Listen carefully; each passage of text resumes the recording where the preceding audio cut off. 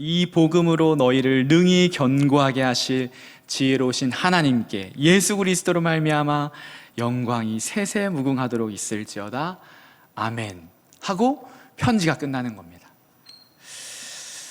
네, 여러분 휴가철이죠. 저도 휴가를 다녀왔고 여러분도 휴가 계획을 세우고 또 휴가를 다녀온 우리 지체들도 있을 텐데, 거리두기 단계가 좀 높아져서 멀리 가거나 해외를 가거나 하기는 쉽지 않지만, 그래도 그저 집에만 있기보다는 하루라도 휴가를 내어서 한적한 곳이라도 바람을 쐬고 오면 좋을 것 같습니다.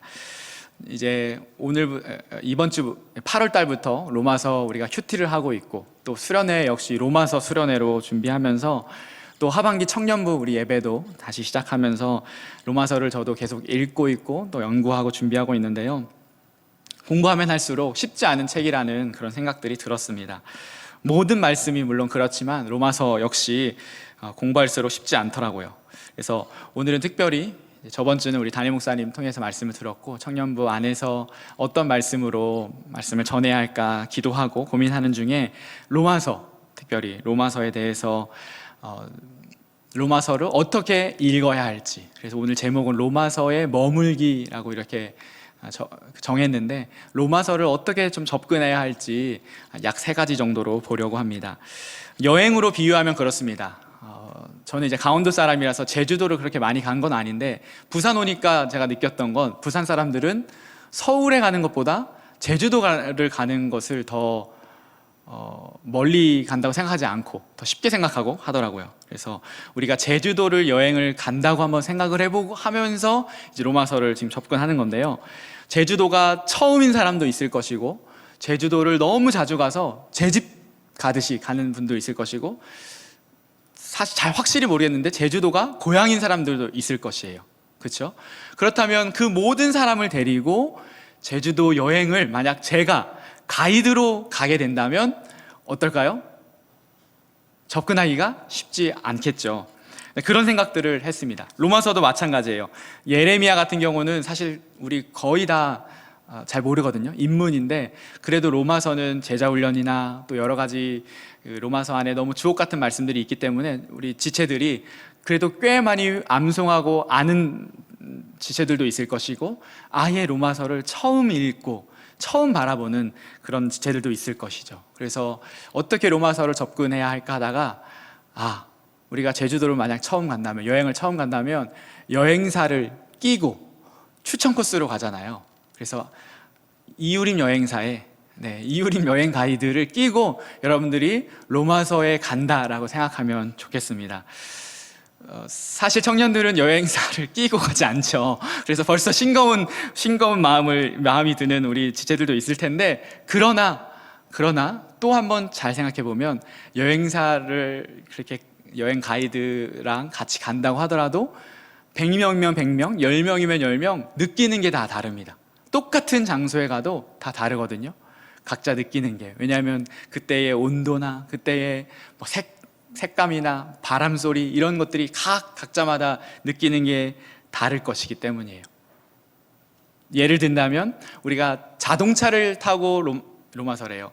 제주도를 가는 것과 자전거를 가지고 제주도를 가는 것과 걸어서 가는 것들이 다르거든요. 저도 3개 다 해봤는데 다 다르더라고요. 같은 곳을 가도 다른 것들이 다 보이더라고요. 그래서 여러분도 그런 마음으로, 제가 오늘 로마서 개론에 대해서도 설명할 것이고, 또 여러분 한 사람 한 사람이 필사를 하면서 사실 천천히, 저도 지금 필사를 하고 있는데 다르더라고요. 그래서 천천히 읽으면서 또 느끼는 은혜들이 있을 것이고, 또 큐티를 하면서 또 하나님께서 그때 주시는 또 말씀들이 있을 텐데, 그렇게 다중적으로 보면서, 중첩해서 보면서 로마서 안에 머무는 그런 저와 여러분 되면 좋겠습니다.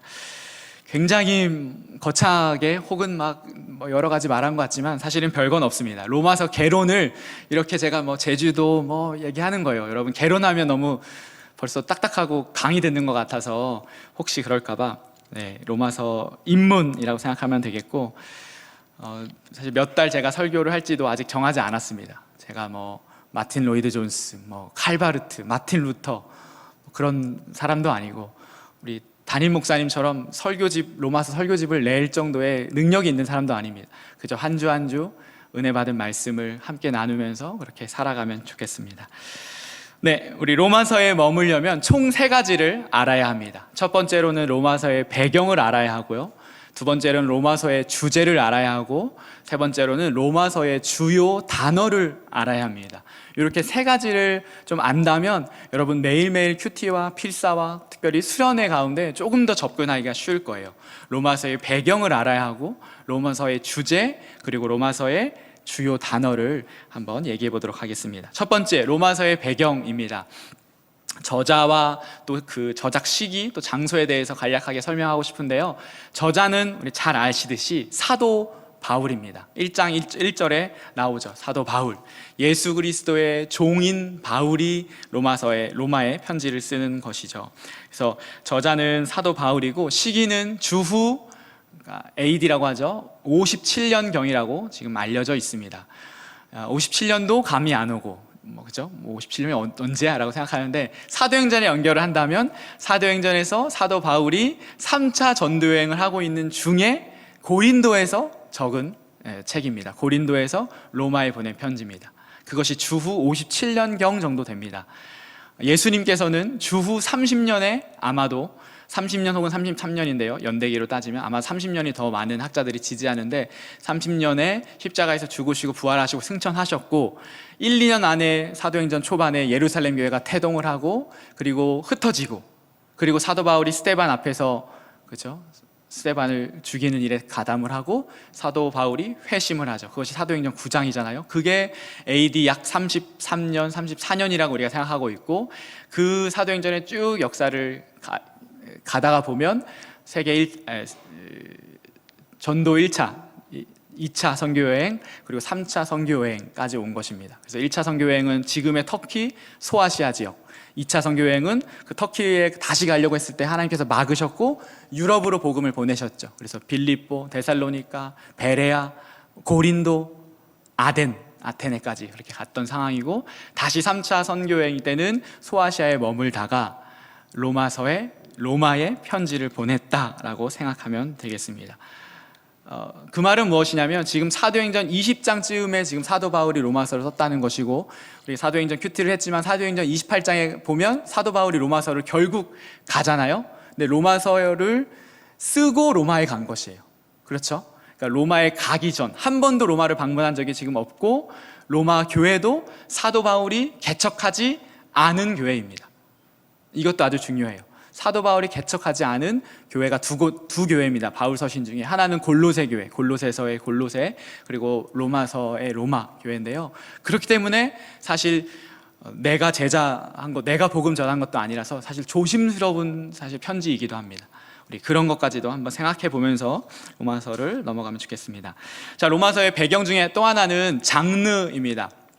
장르라고 하면 이제 예언서, 그렇죠? 복음서, 역사서, 시가서, 여러 가지 성경 안에 이 장르가 있는데, 이것은 편지입니다.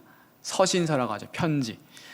우리가 로마서는 다른 에베소서, 데살로니가 전서 같이 짧은 4-5장의 그 짧은 서신이 아니라 16장의 장이기 때문에, 그 서신서이기 때문에 이거를 편지라고 생각을 하지 않고 교리적인 책, 교리서, 교리문답서라고 굉장히 어렵게 우리가 생각할 수가 있습니다. 실제로 어렵기도 하지만 굉장히 이 장황하게 로마서를 썼기 때문에 편지라는 것을 놓칠 수가 있기 때문에 제가 편지라고 여러분에게 말씀드리는 것입니다.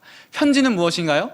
편지, 수신자, 편지를 받는 대상이 있다라고 하는 것이 첫 번째로 중요합니다. 그리고 그 로마서를 쓰기 위한 그 당시 로마 교회의 문제 혹은 상황, 정황이 있었다는 것이죠. 로마 교회에 이런 문제들이 있어서 사도인 바울이 그것을 해결하기 위하여서, 그것을 조언하기 위하여서 로마서를 쓴 것이죠. 근데 그것을 해결하기 위하여서 1장부터 11장까지 그 거대한 하나님의 구원 이야기를 적은 것이고, 12장에 이제 실전이 나온 것이에요. 그래서 12장부터 보면 강한 자와 약한 자, 국가에 대해서는 어떻게 생각해야 할지, 또 음식에 대해서는, 또 정결함에 대해서 어떻게 생각해야 할지 실전하는 것이죠. 그렇게 다가가면 되겠습니다. 그래서 로마서는 편지라고 하는 것, 이것을 놓치지 않고 로마서 필사 또 큐티를 하면 좋겠습니다. 또 하나 우리가 로마서에서 얻을 수 있는 많은 증거들 중에서 가장 중요하고 또 최근에 연구가 많이 된 증거들은 로마서 16장에서 찾을 수가 있는데요. 16장은 제가 PPT를 일부러 준비하지 않았습니다. 한번 펴보려고 해요. 우리 로마서 16장, 우리 아까 읽었는데 로마서 16장을 다시 한번 펴면서 몇 가지만 보도록 하겠습니다. 로마서 16장 1절, 2절에 보면 1절에 내가 갱그레아 교회의 일꾼으로 있는 우리 자매 베베를 너희에게 추천하노니, 해서 이 베베가 아주 중요한 인물 중에 하나입니다.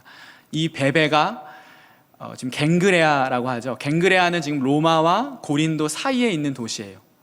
그러니까 바울이 고린도에서 편지를 로마서를 쓰고 그 편지를 이메일로 보내는 게 아니죠. 어떻게 보내야 하죠?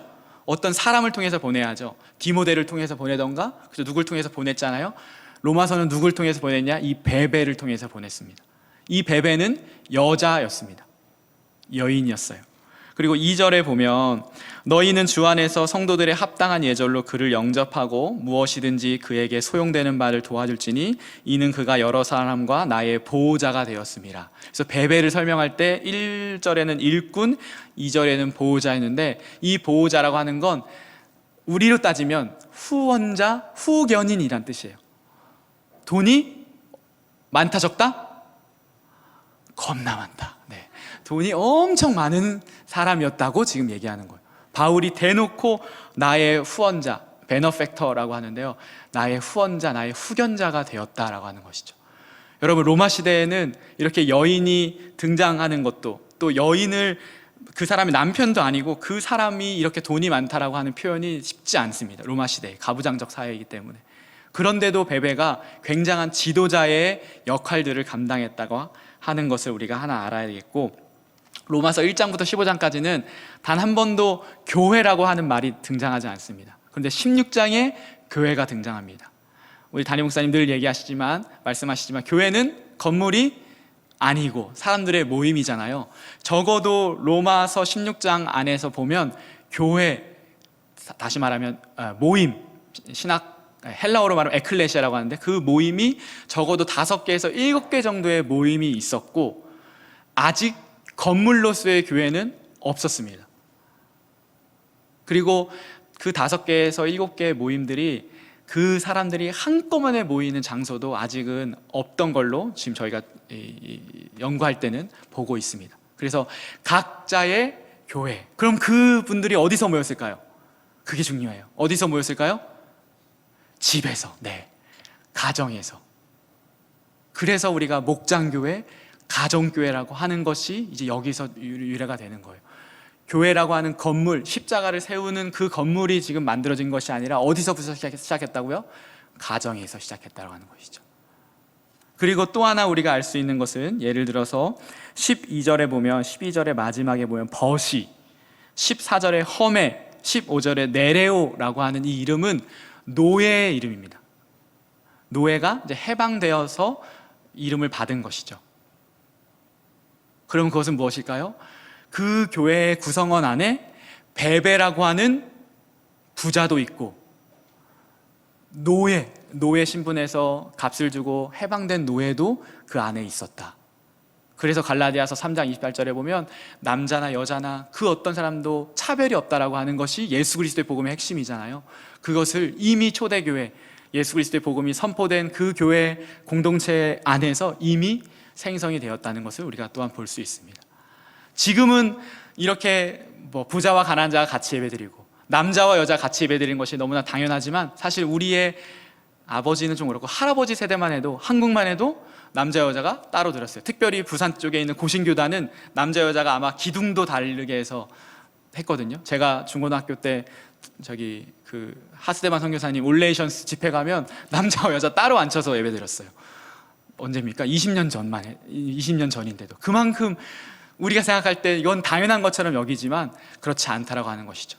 그런 사회에서 예수 그리스도의 복음, 하나님 나라의 복음이 주는 영향력과 파괴력이 이 로마서에 잠깐만이라고 우리가 본다고 하더라도 알 수 있는 것이죠.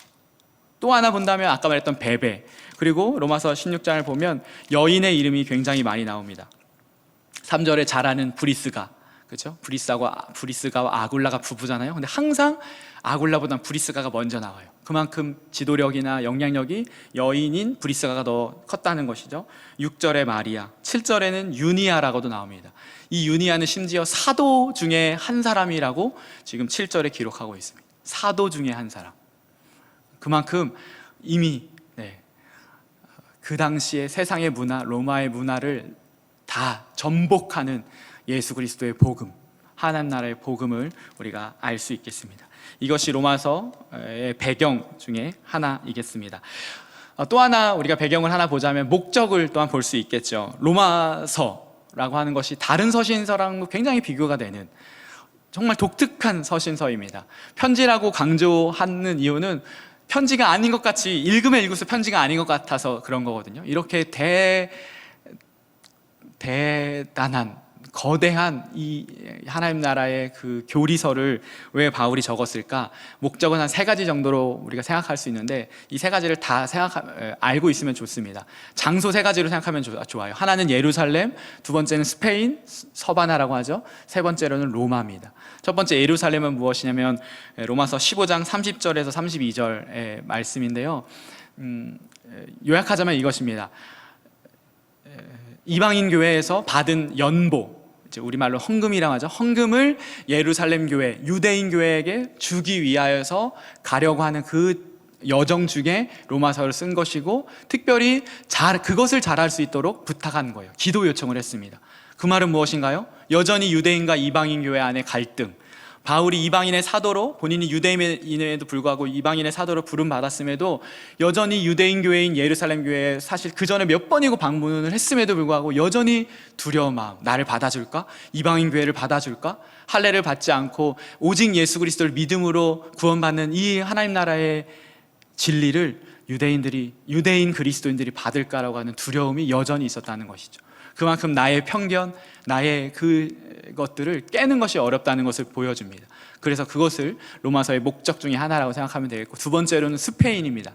15장에 보면 서바나라고 하는데요, 이탈리아 그 위에 일루기곤, 또 그리스, 로마까지 복음이 전파가 되었고, 서쪽의 끝이라고 여겨진, 그 당시에 땅끝이라고 여겨진 서바나 혹은 스페인을 가기 위하여서 로마 교회를 또 다른 스페인 선교지의 교두보로 삼기 위하여서 그런 목적으로 로마서를 적었다고 우리가 알 수 있습니다. 그래서 하나는 예루살렘, 하나는 스페인, 그리고 세 번째로는 로마입니다. 로마서의 문제, 로마서의 정황들을 해결하기 위해서 로마서를 썼죠.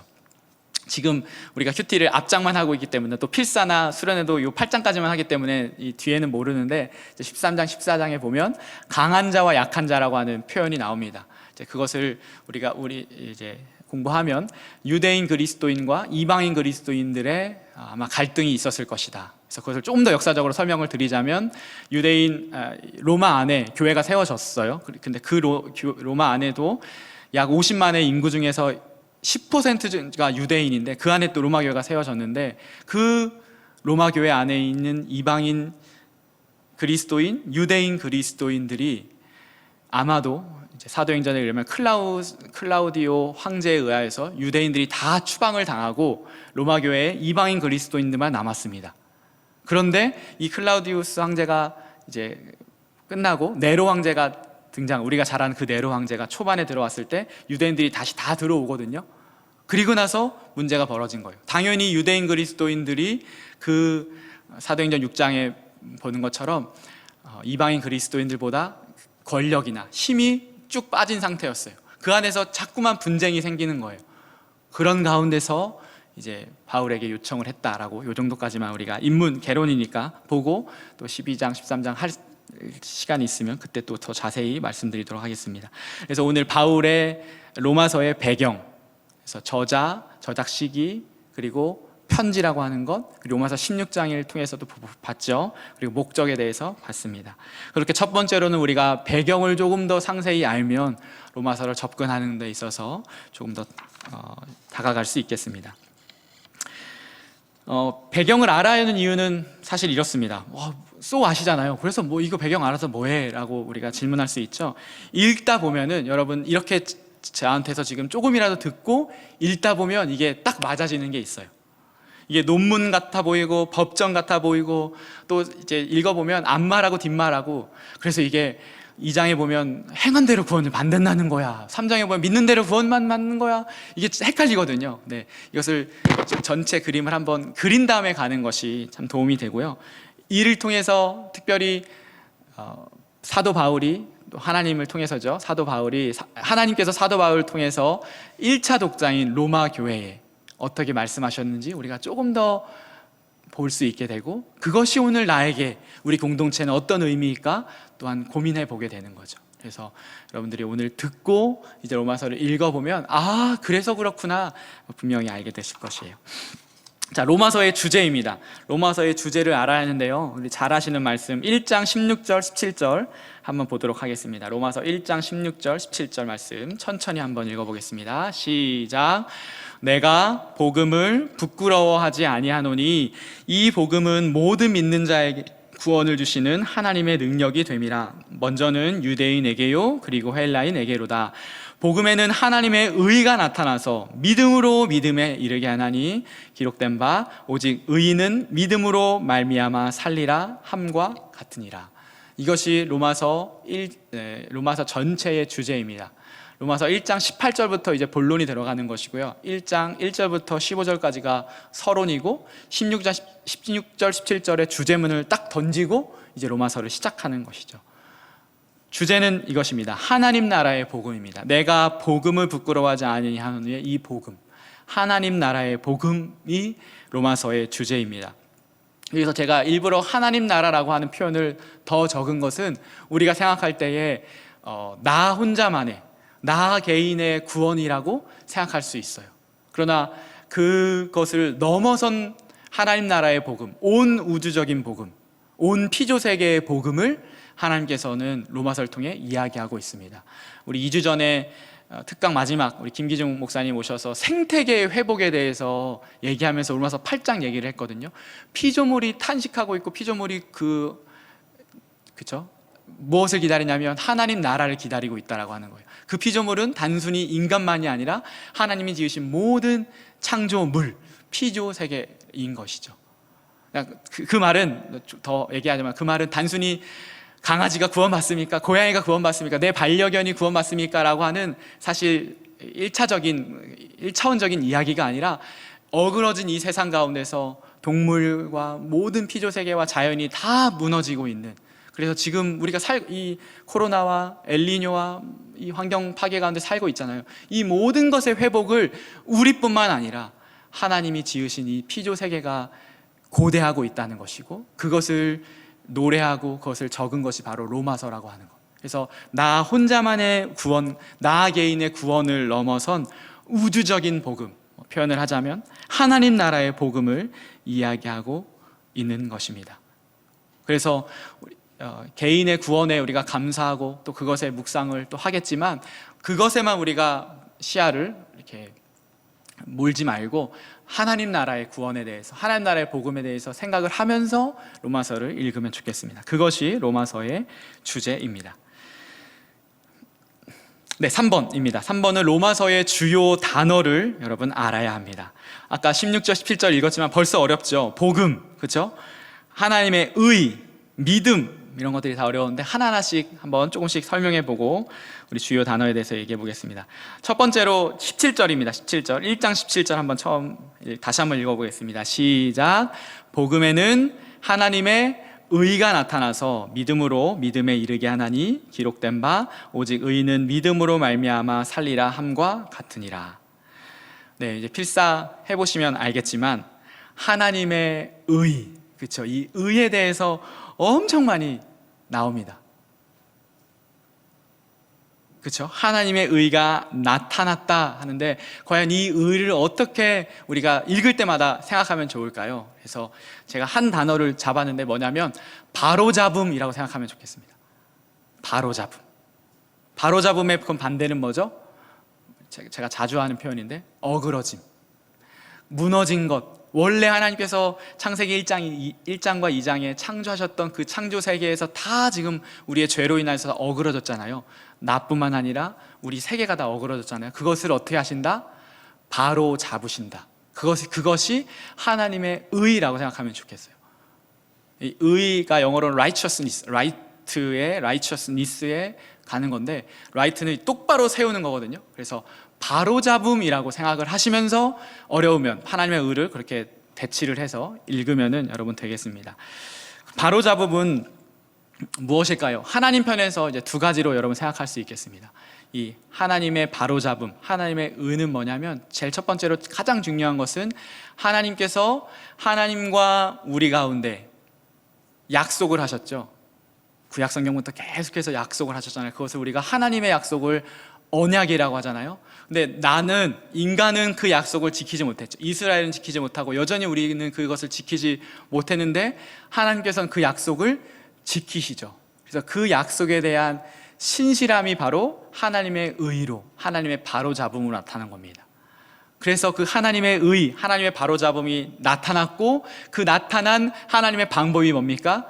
예수 그리스도신 거예요. 예수 그리스도께서 오심으로 말미암아 어그러진 세상, 삐뚤어진 우리의 죄성, 우리의 마음들을 하나님께서 회복시키시고, 공동체를 회복시키시고, 이 세상을 회복시킨다는 것이죠. 그것이 하나님의 약속에 대한 신실함이라고도 표현할 수 있겠죠. 우리는 신실하지 못하지만 하나님께서는 그것에 신실하시다 할 수 있겠고요. 네, 또 정의로우심에 대해서도 우리가 또 생각해 볼 수 있겠습니다. 아담의 불순종으로 인하여서 하나님의 통치권이 어디에게요? 사탄에게. 로마서 5장에 보면 사탄에게로 넘어갔는데, 그래서 사탄이 왕노릇하는 이 땅 가운데서, 에베소서 2장에도 나오죠. 공중에 권세 잡은 자라고 하잖아요. 그 가운데서 그것을 깨부시는, 그것을 박살내시는 것이 하나님의 의이죠. 잘못된 것을 바로잡으시는 것, 정의를 행하시는 것, 그것이 또한 하나님의 의입니다. 그래서 정리를 하자면 하나님의 의는 무엇이다? 바로잡음이다.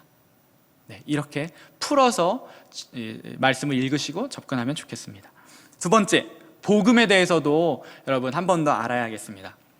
수련회 때도 제가 조금 더 설명드리겠지만, 복음 1장 1절 2절 천천히 한번 읽어보겠습니다. 1장 1절 2절 시작. 예수 그리스도의 종 바울은 사도로 부르심을 받아 하나님의 복음을 위하여 택정함을 입었으니, 이 복음은, 그죠? 하나님이 선지자를 통하여 그의 아들에 관하여 성경에 미리 약속하신 것이라. 이것도 우리 특강에 이혁진 집사님께서 잠깐 설명해 주셨어요. 복음, 헬라어는 유앙겔리온, 이것은 로마 제국의 언어였어요. 더 정확히 말하자면 로마 제국의 언어가 아니라 로마 황제의 언어였습니다. 예를 들어서 조선시대로 따지면 세종대왕 이름이 이도잖아요. 도라는 이름을 그 당시 세종대왕이 집권하고 있을 때 개인이 그 도라는 이름을 쓸 수 있었나요, 없었나요? 쓸 수 없었어요. 감히 왕의 그 이름, 휘를 쓸 수 없다고 하는 거죠. 이해가 되시나요? 로마 제국의 유앙겔리온이라고 하는 이 복음, 이 단어를 쓸 수 없었습니다. 언제만 썼냐? 라이온킹, 어제 들었는데, 우리 무파사가 신발을 났을 때 탁 들잖아요. 그때 와, 복음이다. 로마 황제가 아들을 낳을 때 복음이라고 하고요, 로마 황제가 승전했을 때, 승리했을 때 복음, 유앙겔리온이라는 표현을 썼습니다. 그런데 이 복음을 어디에 썼어요? 로마 제국의 수도인 로마에 가장 먼저 1장 1절 2절에 바울이 이 복음을, 로마 황제가 복음이 아니라 누가 복음이다? 예수 그리스도가 복음이라고 하는, 어떻게 보면 다이너마이트를, 폭탄을 터뜨린 겁니다. 도전하는 것이죠. 너희들 로마 황제의 복음을 따를 것이냐, 예수 그리스도의 복음을 따를 것이냐. 그때 황제는 율리우스 카이사르, 그 다음에 이제 옥타비우누스인데, 시저의 복음을 따를 것이냐, 예수의 복음을 따를 것이냐, 너희가 결정하라라고 폭탄을 던진 것과 마찬가지입니다. 이것이 우리가 너무나 잘 아는, 흔히 얘기하는 복음이지만 2000년 전에 유앙겔리라고 하는 복음의 단어는 전혀 다른 단어였다고 하는 것. 그렇기 때문에 그 로마 제국 안에서 로마 황제와 로마 그 시민권으로 나는 살아간다고 말하는 그 사람들에게 얼마나 큰 도전이 되었겠습니까? 그것이 바로 복음이라고 하는 단어입니다. 또 설명할 기회가 있을 것입니다. 믿음이라는 단어도 조금 더 설명해 보면 좋겠습니다. 17절입니다. 1장 17절 아까 주제문에서 읽었는데, 복음에는 하나님의 의가, 하나님의 바로잡음이 나타나서 믿음으로 믿음에 이르게 하나니 기록된 바 오직 의인은 믿음으로 말미암아 살리라 함과 같으니라. 믿음, 우리 믿음도 사실 모르는 분은 없을 거예요. 또 그렇지만 믿음이 뭐예요? 라고 하면 설명하기가 쉽지가 않죠. 추상적인 단어이긴 합니다. 그래서 조금 설명을 해보자면, 먼저 이 오직 의인은 믿음으로 말미암아 살리라라고 하는 기록된 바라고 하는 것은 이제 구약 성경을 인용한 것입니다. 그래서 하박국 2장 4절을 인용한 것인데, 그 하박국 2장 4절을 바울이 다 인용한 게 아니에요. 하박국 2장 4절을 펴시면 의인은 그의 믿음으로 살리라 이렇게 돼 있어요. 그의라고 하는 표현이 되어 있고요. 그것을 이제 히브리어 성경이 아니라 헬라어 성경으로 바꿀 때는 의인은 나의 신실함으로 나의 믿음으로 살리라라고 했는데, 그의 나의를 다 빼버리고 바울이 의인은 믿음으로 살리라라고 얘기했어요. 그러면 이것은 중의적인 표현입니다. 의인은 믿음으로 살리라 할 때 그 믿음이 누구냐? 나의 믿음, 나 개인의 신자의 믿음 플러스 누구의 믿음일까요? 하나님의 믿음이에요. 아까 말했던 하나님의 의, 뭐에? 하나님의 약속에 대한 하나님의 신실함. 그래서 영어 성경에 보면 from face to face거든요. 앞에 from의 face는 하나님의 신실함을 나의 믿음으로 받아서 의인은 살아갑니다 라고 하는 거죠. 하나님께서 하나님의 약속에 대해서 단 한 번도 1.1핵도 변하지 않으시고 하나님의 사랑을 우리에게 보여주셨고, 그 신실함을 보여주셔서 예수 그리스도를 보내신 것처럼 나도 그 예수 그리스도, 하나님의 신실함의 본체이신 그 예수 그리스도를 믿음으로 살겠습니다 라고 하는 표현입니다. 그래서 히브리서 12장 2절에 보면 믿음의 주요 온전케 하신 예수를 바라보다 하잖아요. 거기도 똑같이 나와요. 믿음의 주요 온전케인데 헬라어로 보면 믿음의 시작점이고 퍼펙터, 완성자이신 예수를 바라보자입니다. 우리의 믿음의 시작도 하나님 예수 그리스도시고 완성도 하나님이 하신다는 거죠. 그것이 로마서에도 동일하게 나오는 거예요. 믿음으로 믿음에 이르게 한다. 그래서 우리가 읽을 때에 이 믿음이 하나님의 신실함으로부터 나의 믿음까지 온다라고 조금 더 넓게 생각하면 좋겠어요. 왜냐하면 우리가 전도폭발 훈련에서도 하지만 믿음 하면은, 믿음은 단순한 지식적 동의도 아니고 일시적 현세적인 믿음도 아니잖아요. 라고 할 때 아직 전인격적으로 믿는 거에 있어서 말은 하지만 이게 다 동의가 되지 않거든요. 그럴 때 어떻게 생각하면 좋냐?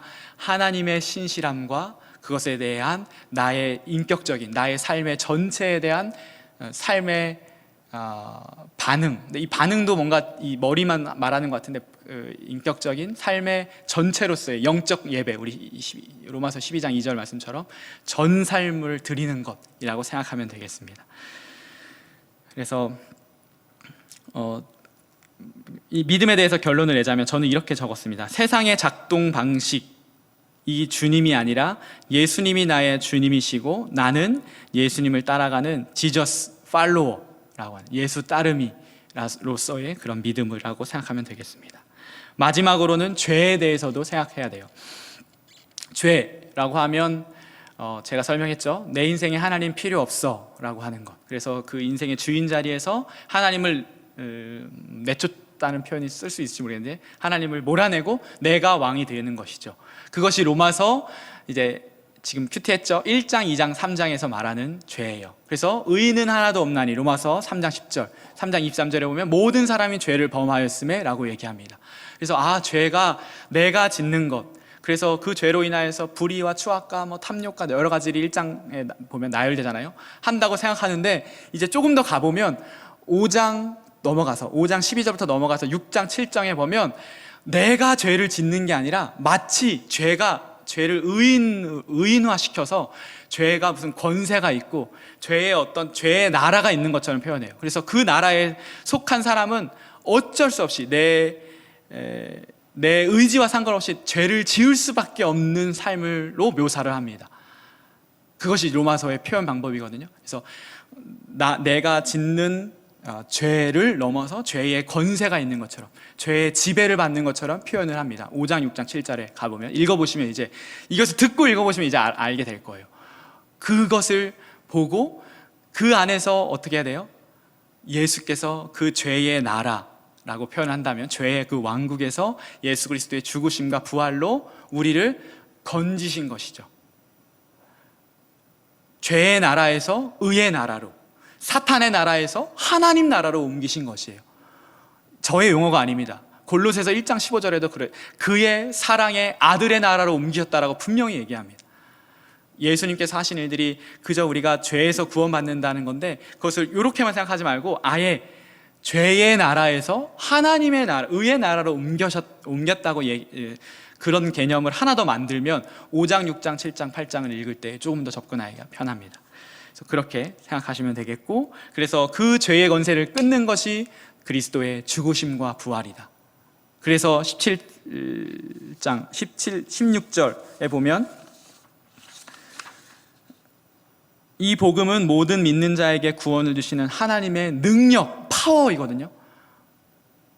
죄의 파워가 있는데 그것을 이기는 파워가, 유일한 파워가 누구시다? 복음, 예수 그리스도. 더 정확히 말하면 그분의 죽으심과 부활이 능력, 권세이시라는 것을 얘기하고 있습니다. 이렇게까지 첫 번째로는 로마서의 배경을 우리가 살펴봤고, 두 번째로는 로마서의 주제에 대해서, 세 번째로는 로마서의 주요 단어에 대해서 설명했습니다. 그리고 마지막으로 하나 더 덧붙이자면 구조인데요. 4, 8, 12, 16 이렇게 4의 배수를 생각하면 좋습니다. 지금 제가 띄워놨죠. 4, 8, 12, 16. 그래서 1장부터 4장, 5장부터 8장, 그리고 9장부터는 12장이 시작이니까 11장. 그래서 4, 8, 12, 16인데요. 그래서 1장부터 4장까지는 믿음에 대해서 얘기 많이 해요. 우리 믿음, 소망, 사랑은 다 기억하잖아요. 이렇게 생각하면 좋아요. 1장부터 4장까지는 믿음에 대해서 얘기하고 있고요. 5장부터 8장까지는 그 믿음을 가진 자로서 하나님 나라를, 우리 수련의 주제라면 하늘을 꿈꾸면서 어떻게 살아갈 것인가, 이 땅 가운데서 소망에 대해서 얘기하는 것이고, 소망 2는 뭐냐면 9장, 10장, 11장이 이스라엘이 그럼 어떻게 구원받습니까? 라고 하는 거예요. 이스라엘의 구원에 대한 소망을 한 번 더 설명하고 있고, 마지막으로 12장부터가 이제 그럼 우리가 어떻게 이제 실전 살아갈 것인가, 12장부터 16장까지인데 서로 사랑하라라고 하는 표현을 13장에 2번이나 적습니다. 그래서 믿음, 소망, 소망2, 사랑 이렇게 생각하면 좋겠고, 4의 배수로 4, 8 그리고 12는 12장에 시작한다라고 생각하면 되겠습니다. 그래서 이렇게 구조를 보면 조금 더 로마서를 여러분이 접근하기가 수월하지 않을까 싶습니다. 이유림 여행사였습니다. 결론입니다. 우리 종교개혁 이후에 우리의 별명이 있습니다. 그 책의 사람들. 왜요? 종교개혁이 뭐죠? 오직 성경으로 돌아가잖아요. 그래서 우리의 별명이, 특별히 침례교인들의 별명이 뭐냐면 그 책의 사람들. 그 책은 뭐죠? 더 바이블, 성경의 사람들이었어요. 로마서를 통해서 많은 사람들이 변화받았습니다. 역사적으로도요. 예를 들면 3세기 4세기에 아구스티누스라고 하는 사람이 길을 가다가 정말 방탕한 삶을 살다가 어떤 소년이 톨레레게, 라틴어로 톨레레게라고 하는 말을 이제 들렸어요. 그래서 톨레레게는 책을 들어 읽어라라는 뜻이거든요. 그래서 집에 와서 책을 폈는데 그것이 로마서 13장 13절 14절이었어요. 그리고 나서 어거스틴의 삶이 바뀌었죠.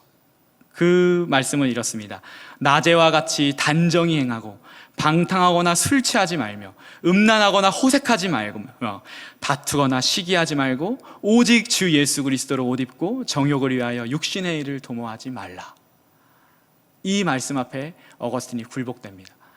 종교개혁자 마틴 루터는 로마서 1장 17절 오직 의인은 믿음으로 말미암아 살리라 라는 그 말씀을 통해서 가톨릭의 그 사제의 옷을 벗고 예수 그리스도, 오직 예수 그리스도를 믿는 믿음으로 우리가 구원받는다는 그 고백으로 나아갔던 것이죠. 수많은 사람들이 로마서를 통해서 그의 인생의 대전환점을 만들었습니다.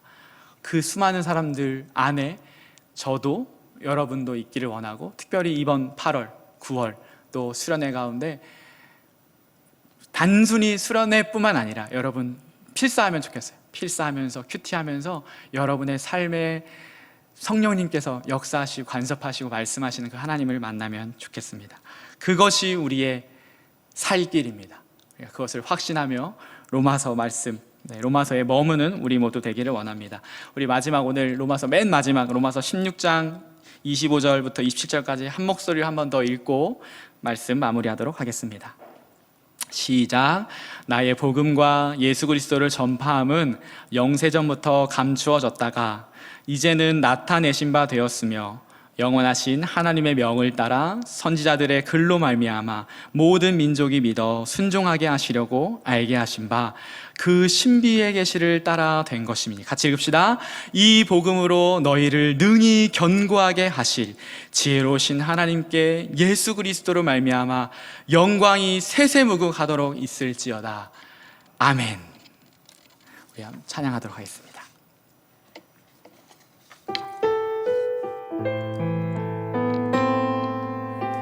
네, 우리 가사 생각하면서 이 고백으로 찬양합니다. 우리 주의 말씀은 내 영혼을 살리네. 아멘. 나를 인도해 주시며 나를 비추어 주시네. 우리 주의 말씀은 능력으로 임하네. 나를 위로해 주시고 나를 충만케 하시네. 나 지금 주님 앞에 마음의 문을 열고 간절히 기다립니다. 주 말씀을 다시 고백합니다. 우리 주의 말씀은 내 영혼을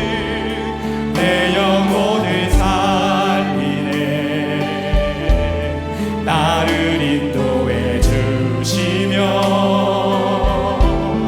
나를 비추어 주시네. 아멘. 우리 주의 말씀은 능력으로 임하네. 나를 위로해 주시고 나를 충만케 하시네. 나 지금 주님 앞에 마음의 문을 열고 간절히 기다립니다. 주 말씀을 나 지금 주님 앞에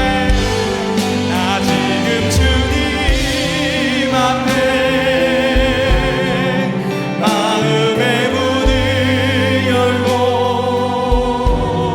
간절히 기다립니다. 주 말씀을. 아멘. 여러분, 우리 기도하면 좋겠습니다. 주님의 말씀이 내 발의 등이요 내 길의 빛이라고 시편 기자는 말합니다. 주님 말씀 앞에서는 내가 되게 해주십시오. 수련회를 준비하고 특별히 우리 공동체에게 로마서 말씀을 읽고 쓰게 하셨는데, 하나님 내 영혼을 살리는 말씀, 나를 인도하는 말씀, 나의 등불이 되는 말씀 되게 하여 주시옵소서. 그저 예배드리고 말씀 듣고 끝이 아니라 매일 큐티하며 필사하며 하나님과 동행하여 주시고 그 말씀이 나를 이끌음을 경험하는 한 주 되게 하여 주옵소서. 이 광야 같은 세상 가운데서 하나님의 말씀으로 능히 이기는 우리 모두 될 수 있도록 함께 기도하면 좋겠습니다. 같이 기도합시다.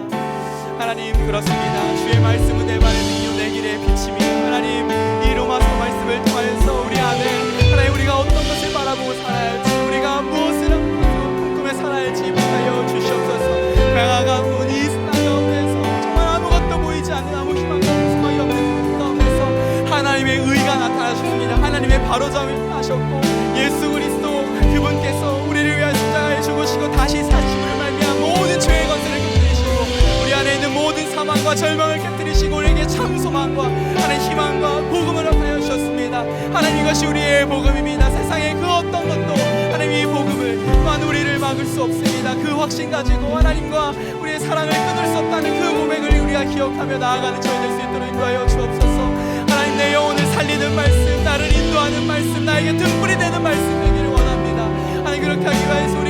시간을 드려야 할 것입니다. 우리의 마음을 드려야 할 것입니다.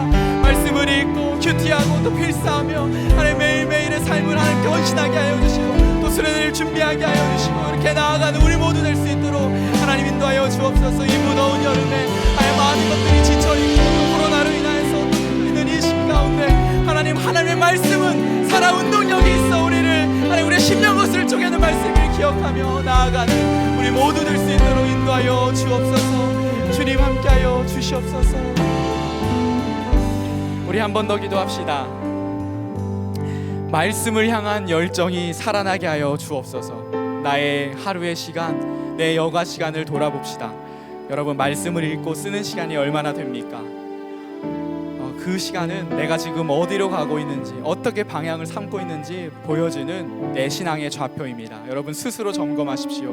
그리고 기도하십시오. 하나님 살아나게 하여 주옵소서. 말씀에 머물게 하여 주시옵소서. 주님의 말씀이 꿀송이보다 달다는 그 하나님의 말씀을 경험하게 하여 주시고 다시 한번 주님의 말씀에 잠기는, 로마서에 머무는, 하나님의 말씀에 머무는 우리가 되게 해달라고 다시 한번 기도하면 좋겠습니다. 같이 기도합시다. 하나님, 그렇습니다. 하나님, 무엇보다 말씀을 향한 우리의 열정이 살아나길 원합니다. 하나님, 나의 이 하루의 시간, 특별히 우리 방학 중인 지체들, 또 휴가 중인 지체들 있을 텐데 하나님 그 시간을 어떻게 보내고 있습니까? 우리의 시선이, 우리의 마음이, 우리의 발걸음이, 우리의 하나님 생각들이 어디로 가고 있습니까? 하나님, 그것이 내 지금 신앙의 좌표이고 하나님 내 삶의 방향입니다. 하나님, 말씀 앞에 돌아서게 하여 주옵소서. 우리를 그 책의 사람들로 하나님 그 별명 우리가 살았습니다. 로마서를 펴서 읽고 쓰고 하나님 그 말씀 앞에 나를 던질 때에 하나님 살아계신 하나님의 말씀이 우리를 던지게 하여 주시고 그 말씀으로 살아나는 우리 모두 될 수 있도록 인도하여 주옵소서. 하나님 살아나게 하여 주옵소서. 말씀에 머물게 하여 주시옵소서. 주님의 말씀이 물송이보다 달다는 이 하나님의 말씀을 경험하게 하여 주셔서 하나님의 말씀 앞에 하나님 내가 어떻게 그 말씀 앞에 하나님 회개의 영이 하게 하여 주시고 성령 충만을 하게 하여 주시고 기쁨의 영이 하게 하여 주시고 하나님 평안이 임하게 하여 주셔서 그 어떤 것도 아닌 하나님이 주시는 말씀의 힘으로 살아나는 우리 모두 될 수 있도록 인도하여 주옵소서. 주옵게 하여 주시옵소서. 우리 한 번 더 기도합시다. 특별히 수련회를 위해서 기도합니다. 다음 주 금요일 20일부터입니다. 20일 저녁 8시 온라인, 21일 토요일 저녁 8시 온라인. 그렇게 온라인이고 또 다른 행사가 없기 때문에 그냥 집회만 있습니다. 여러분, 그렇기 때문에 기도로 준비해야 하겠습니다. 기도로 이 영적인 싸움에서 승리해야 합니다. 온라인 누가 챙겨줄 수 없습니다. 같이 예배할 수도 없습니다. 그 유혹에서 여러분 이겨야 하고 환경을 여러분이 스스로 만들어 가야만 하는 것이죠. 그렇게 하나님께 나아가야만 합니다. 우리 청년부를 위하여서, 우리 목장, 우리 목원들을 위하여서 한 마음으로 수련회를 기대하며 준비하게 하시고 그것을 위해 기도하는 우리 되게 해달라고, 광야 같은 이 세상에서 침전되는 침몰하는 내가 아니라 하나님 나라를 꿈꾸며 하늘 소망으로 살아가는 우리 될 수 있도록 우리 지체들을 위하여서 중보 기도하며 나아가기 원합니다. 같이 기도합시다. 하나님, 그래서 우리 수련회를 특별히 위해서 기도합니다. 하나님, 코로나로 인해서 우리가 어디에 가지 못하고 또 이 자리에도 오지 못하는 하나님 그런 상황 가운데서 하나님 온라인으로 또한 이 집회를 인도해야 하고 또 준비해야 합니다. 하나님, 그 가운데서 하나님 우리 개인이 하나님 앞에서 하나님 서야 하겠습니다. 하나님, 누구도 챙겨줄 수 없고 하나님 우리 개인이 결단하고 결정해야 합니다.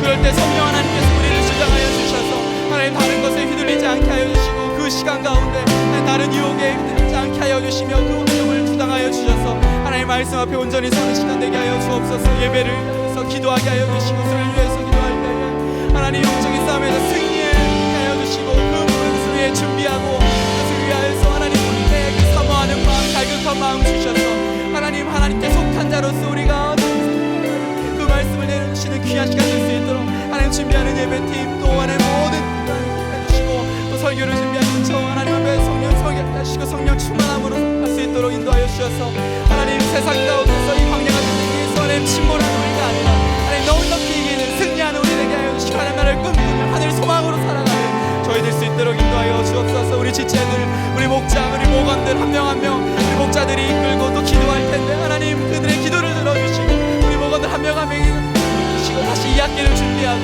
또 하반기를 준비하며 하나님 이렇게 여름수련에 나아갈 수 있는 우리 모두 될 수 있도록 인도하여 주옵소서. 주님 함께하여 주시옵소서. 아버지 함께하여 주시옵소서.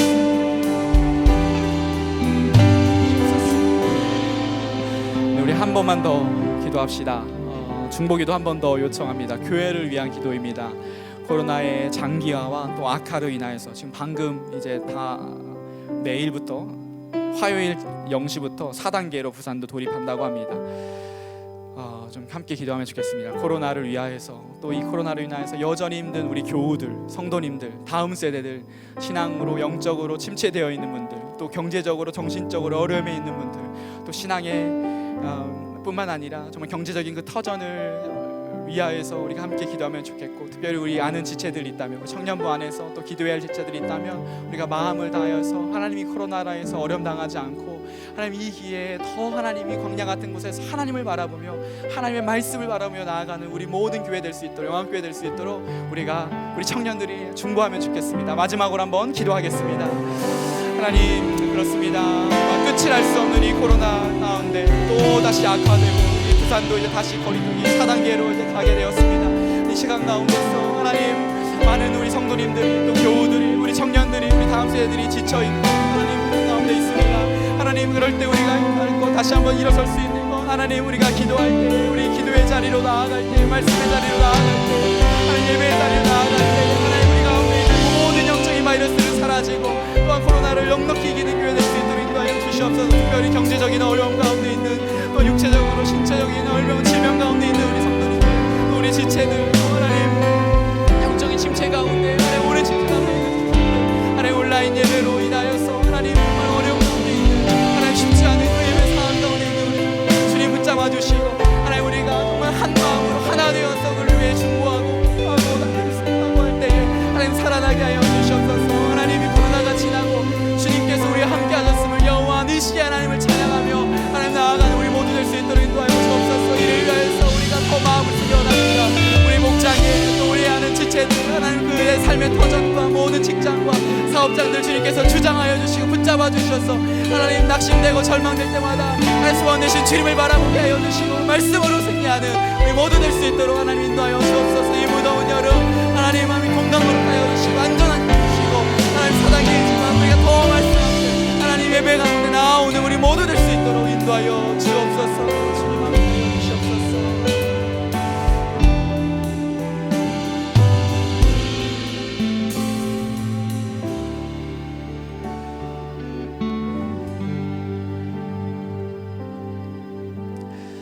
하나님 아버지, 감사합니다. 주님의 말씀이 우리의 영혼을 살리는 말씀임을 다시 한번 고백하고, 우리가 다른 것이 아니라 이 무더운 여름에 하나님의 말씀 앞에 서는 우리 모두 될 수 있도록 인도하여 주시옵소서. 특별히 공동체 가운데 또 수련회로 이 로마서를 준비하게 하셨고 로마서를 읽게 하시고 또 쓰게 하셨는데, 하나님 한 영혼도 한 지체도 허투루 지나가지 않게 하여 주시고 하나님의 말씀 안에 머무는 귀한 우리들 되어서 이 광야 같은 세상 가운데서 넉넉히 승리하는 하나님 나라를 바라보며 그 소망을 가지고 살아가는, 그래서 나만 잘 되고 나만 잘 사는 것이 아니라 내 주위에 정말 잃어버린 영혼들까지 구원하는 놀라운 하나님 나라의 사람으로 살아가는 우리 모두 될 수 있도록 인도하여 주시옵소서. 이제는 주 예수 그리스도의 은혜와 하나님의 사랑과 성령 하나님의 교통 교제하심이 광야 같은 세상 가운데서 하나님 나라를 꿈꾸며 특별히 말씀 가운데 머무기를 결단하며 그렇게 소망하는 우리 모든 가야 청년부 지체들 머리 위에 이제로부터 영원까지 함께 하시기를 주 예수 그리스도의 이름으로 축복 기도합니다. 아멘.